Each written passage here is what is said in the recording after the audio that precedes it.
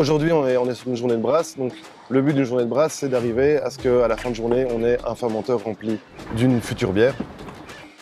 Nous, notre but, c'est vraiment d'être des brasseurs. Donc, c'est pour ça que là, on préfère avoir une installée un peu petite, mais on peut brasser vraiment nous-mêmes, plutôt que d'aller demander à X ou Y brasserie de nous faire un truc tout fait.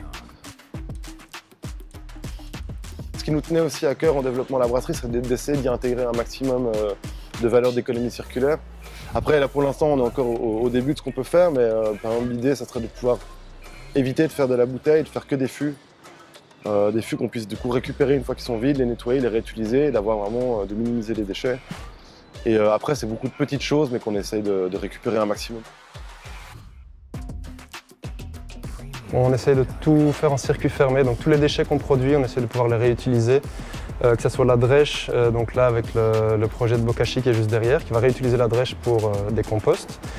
Mais on réutilise aussi nos sacs plastiques de grains. On est en contact avec quelqu'un qui va faire des sacs pour transporter nos bières, des sacs de course, donc pour les réutiliser. Donc c'est un peu le principe de la brasserie, c'est essayer de créer zéro déchet et d'avoir une économie circulaire autour de la brasserie.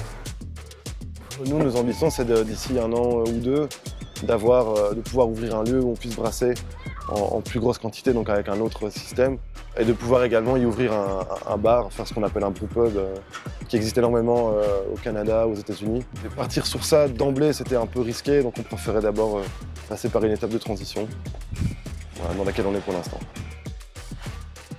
Alors le goût de la jungle, c'est vraiment des bières qui désaltèrent. C'est des bières assez, je veux dire simples, mais c'est mis dans la simplicité que c'est parfois le plus dur de réussir.